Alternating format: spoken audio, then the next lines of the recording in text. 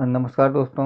आज हम देखेंगे कि शैक्षिक समाजशास्त्र या एजुकेशन सोशियोलॉजी क्या है, इसकी मीनिंग क्या होती है, इसकी डिफिनीशन क्या है, इसकी नीड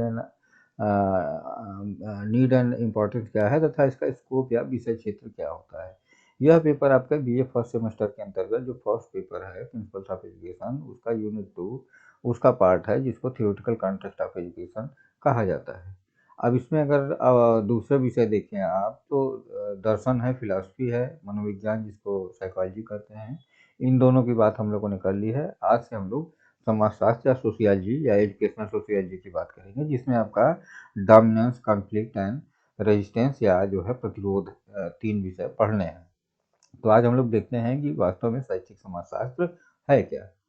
किताबें आप जो है ले सकते हैं। हिंदी के बच्चे और इंग्लिश के बच्चे दोनों किताबों की सूची यहाँ दी गई है। जो इसमें आपको पसंद हो वो किताबें आप ले लीजिएगा। अब देखते हैं शैक्षिक समाजशास्त्र की बात। जो शैक्षिक समाजशास्त्र वास्तव में क्या है, तो हम नॉर्मली अगर देखें तो एजुकेशनल सोशियोलॉजी दो शब्दों से मिलकर बना हुआ है, जिसमें जो है शिक्षा और समाजशास्त्र की बात की गई है, जिसमें वास्तव में शिक्षा और समाजशास्त्र क्या है कि दोनों का जो हम मिक्सअप कर देते हैं, दोनों को जो है एक में मिला देते हैं, इंकल्सन करते हैं, तो वह जो है शैक्षिक समाजशास्त्र का विषय बन जाता है, जिसे हम अब एक तरीके से समझें कि जो है जो शिक्षा की समस्याएं हैं या समाज की समस्याएं हैं, उनके अध्ययन के लिए हम शिक्षा का या जो है शिक्षा की समस्याओं के लिए समाजशास्त्र का जब हम उपयोग करते हैं तो शैक्षिक समाजशास्त्र की कैटेगरी में आता है।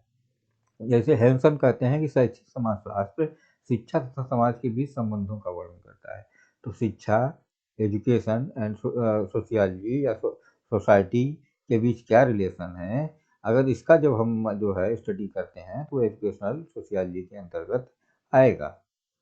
पायने साहब क्या कहते हैं कि शैक्षिक समाजशास्त्र से हमारा अर्थ उस विज्ञान से है जो संस्थाओं, सामाजिक समूहों और सामाजिक क्रियाओं अर्थात सामाजिक संबंधों जिनमें तथा उनके द्वारा जिनके द्वारा व्यक्ति अपने अनुभवों को प्राप्त एवं संगठित करता है। तो जो पूरी की पूरी समाज की प्रक्रिया है, हाँ, जितने भी सामाजिक संस्थाएं हैं, जो समाज का क्रम है, जो सामाजिक संबंध है, इन सभी के संदर्भ में अगर हम एजुकेशन की बात करते हैं तो वह जो है शैक्षिक समाजशास्त्र होता है। अब इसी की विशेषताएं क्या है शैक्षिक समाजशास्त्र की। हाँ, अब एक तरीके से केवल इतनी बात समझें आप लोग कि शैक्षिक समाजशास्त्र क्या है कि शिक्षा की समस्याओं के लिए या शैक्षिक समस्याओं के समाधान हेतु जो आप समाजशास्त्रीय विधियां उपयोग करते हैं या समाजशास्त्रीय तरीके यूज करते हैं, वह शैक्षिक समाजशास्त्र कैटेगरी में आ जाता है। या शिक्षा और समाज के बीच जो संबंध की बात करते हैं या शिक्षा और समाज के बीच संबंध का अध्ययन आपका शैक्षिक समाजशास्त्र कहलाता है। अब विशेषताओं देख ली, विशेषताएं क्या होती हैं। यह शिक्षा और समाज के बीच पारस्परिक संबंध को स्पष्ट करता है तथा बताता है कि दोनों एक दूसरे को कैसे प्रभावित करते हैं। फिर है यह सामाजिकरण की प्रक्रिया है।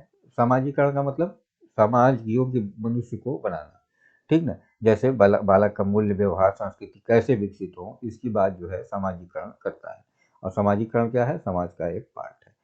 फिर यह सामाजिक वर्ग, जाति, लिंग और आर्थिक स्थिति के आधार पर शिक्षा में उत्पन्न असमानताओं का विश्लेषण करता है। तो जितने भी कैटेगरीज दी गई हो, चाहे आपका जो है रिलीजन हो, कास्ट हो, एरिया हो, आपका जेंडर हो, चाहे आपकी इकोनॉमिक कंडीशन हो, इसके आधार पे जो है जो इनइक्वालिटीज हैं, जो असमानताएं हैं, उनका अध्ययन किया जाता है।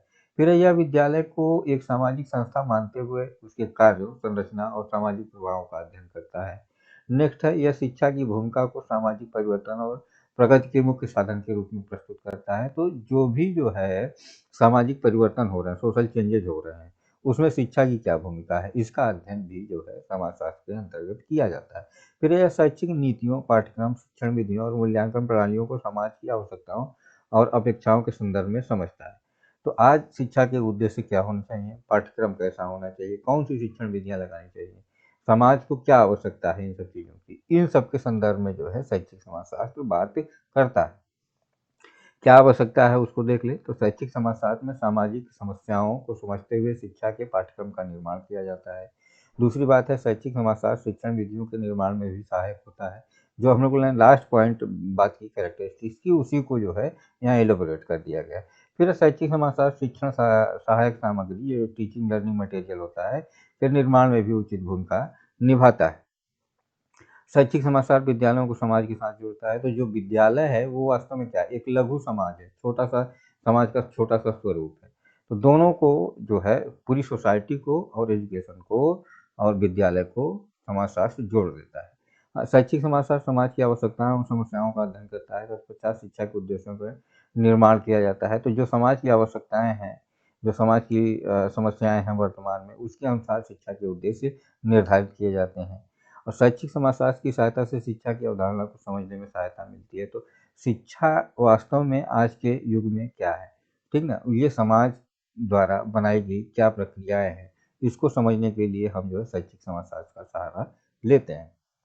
फिर शैक्षिक समाजशास्त्र की सहायता से विद्यार्थियों की समस्याओं को समझने में सहायता मिलती है, जिससे यह शिक्षण अधिगम प्रक्रिया में भी अपनी अहम भूमिका निर्वाह करते हैं।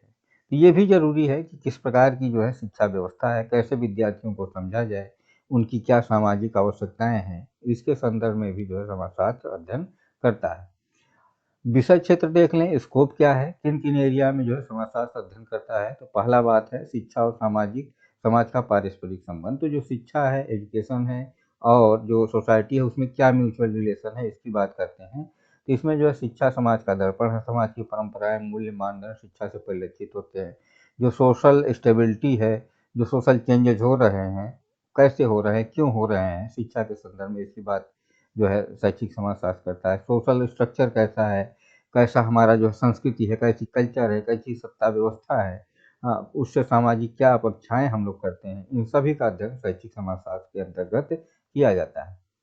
फिर सामाजिक संस्थाओं और शिक्षा में संबंध क्या होता है। जो भी सामाजिक संस्थाएं हैं, जैसे आपका जितने प्रकार के जो है राजनीति, मीडिया, और जो है क्या कहते हैं कि पॉलिटिकल पार्टीज, स्कूल, कॉलेज, मतलब जो भी इंस्टीट्यूशन है जिससे समाज निर्मित होता है, और जिससे जो है क्या कहते हैं बालक सामाजिक होता है, सामाजिकरण की प्रक्रिया, इन सभी के संदर्भ में जो है समाजशास्त्र अध्ययन करता है। फिर सोशलाइजेशन की प्रक्रिया, तो एक बालक जो है जन्म लेता है तो वह कैसे सामाजिक प्राणी बनता है, यह सामाजिकरण कहलाता है, सोशलाइजेशन कहलाता है। एक बालक जब जन्म लेगा और जब वो बड़ा होता है, समाज के कॉन्टेक्स्ट में बाहर निकलता है, तो उसके अंदर सामाजिकरण की जो प्रक्रिया विकसित की जाती है, वो कैसे की जाती है कि उसको भाषा सिखाया जाता है, मूल्य सिखाया जाता है, अनुशासन, नैतिकता, परंपराएं, सहयोग, सहानुभूति, नेतृत्व जैसे कई गुण सिखाए जाते हैं, जिससे जो है वह सामाजिक प्राणी बनता है। इन सब के लिए शिक्षा अत्यंत आवश्यक है। फिर संस्कृति और शिक्षा का संबंध, तो वास्तव में आज की संस्कृति कैसी है, पहले की संस्कृति कैसी थी, उनका संरक्षण कैसे किया जाए, उनको एक पीढ़ी से दूसरी पीढ़ी में कैसे स्थानांतरित किया जाए, हमारी ज्ञान कला क्या है, कलाएं क्या हैं, परंपराएं, विश्वास, भाषा, इन सबको कैसे जो है एक एक पीढ़ी से दूसरी पीढ़ी में हस्तांतरित कैसे किया जाए। जो सांस्कृतिक पिछड़ापन है, कल्चरल कन्फ्लिक्ट है, जो सांस्कृतिक संघर्ष है, हाँ, और इन सबको कैसे ख़त्म किया जाए, इन सब की बात जो है आप शैक्षिक समाजशास्त्र के अंतर्गत करते हैं। फिर सामाजिक स्तरीकरण और शिक्षा, तो समाज में जो स्तरीकरण है, जो एक स्ट्राटिफिकेशन बन गया है कि कास्ट वाइज, क्लास वाइज, या जो है आपका जो है जेंडर, आपका वर्ग है, धर्म है, इसके आधार पर कई जो है क्लासेस आपको मिलेंगी, कई वर्ग मिलेंगे समाज में। इन सबको कैसे साथ में लाया जाए, कैसे इक्वल अपॉर्चुनिटी की बात की जाए, हाँ, कैसे जो है कमज़ोर जो बालक हैं, बालिकाएँ हैं, आदिवासी क्षेत्र के विद्यार्थी हैं, विकलांग हैं, इनको कैसे सबको साथ मिला के समावेशी शिक्षा की बात की जाए, ये सब के सब अध्ययन आपके शैक्षिक समाजशास्त्र के अंतर्गत किए जाते हैं। फिर शिक्षा और सामाजिक परिवर्तन, तो शिक्षा द्वारा कैसे सामाजिक परिवर्तन हो रहा है, सामाजिक सुधार कैसे होंगे, लोकतंत्र कैसे मजबूत होगा, समानता है, दृष्टिकोण है, नागरिकता है, शहरी विकास है, ग्रामीण विकास है, डिजिटल साक्षरता है, सोशल मोबिलिटी या सामाजिक गतिशीलता कैसे बढ़े, इन सब का अध्ययन जो है भी शैक्षिक समाजशास्त्र के अंतर्गत किया जाता है। फिर समुदाय और विद्यालय स्कूल, कम्युनिटी एंड रिलेशनशिप, उसमें क्या संबंध है, जो आपकी एसएमसी होती है, पीटीए होता है, समाज का क्या उत्तरदायित्व है, इन सभी का अध्ययन जो है इसके अंतर्गत किया जाता है। फिर शिक्षा के सामाजिक उद्देश्यों का अध्ययन, तो किस प्रकार सामाजिक मूल्यों को बनाया जाए, राष्ट्रीय एकता क्या है, सामाजिक न्याय, लैंगिक समानता, मूल्य शिक्षा, नीति शास्त्र, नागरिकता, इन सभी का प्रशिक्षण जो है शैक्षिक समाजशास्त्र के अंतर्गत होता है। शैक्षिक और उन पर समाजशास्त्रीय अध्ययन, तो शिक्षा की जो समस्याएं हैं, जैसे आपकी अशिक्षा है, बेरोजगारी है, ड्रॉप आउट है, परीक्षा दबाव है, दहेज, नशा, रूढ़ियाँ, जातिवाद, इन सभी के अध्ययन के लिए आप शैक्षिक समाजशास्त्र का सहारा लेते हैं। फिर शिक्षक का समाज शास्त्रीय दृष्टिकोण, तो शिक्षक कैसा है, एक मार्गदर्शक की भूमिका के रूप में सामाजिक प्रतिष्ठा, उसका उत्तरदायित्व क्या है, शिक्षक और टीचर स्टूडेंट में क्या रिलेशन होना चाहिए, विद्यालय कैसा हो, हाँ विद्यालय का कैसा जो है सामाजिक पृष्ठभूमि हो, इन सब का अध्ययन जो है शैक्षिक समाजशास्त्र के अंतर्गत किया जाता है। और शिक्षा नीति और समाज के अंतर्गत विभिन्न प्रकार की जो शिक्षा नीतियाँ हैं वह कैसे समाज से एक दूसरे से संबंधित होती हैं, जैसे नई शिक्षा नीति है, RT 2009 है, सतत विकास का लक्ष्य जो है, सस्टेनेबल डेवलपमेंट जो होते हैं गोल्स, उसमें क्या है, चीज़ें जो है ऐसी हैं जिसका समाजशास्त्री दृष्टि से अध्ययन किया जा सकता है। यह सब के सब विषय आपके शैक्षिक समाजशास्त्र के अंतर्गत आते हैं। Thank you very much.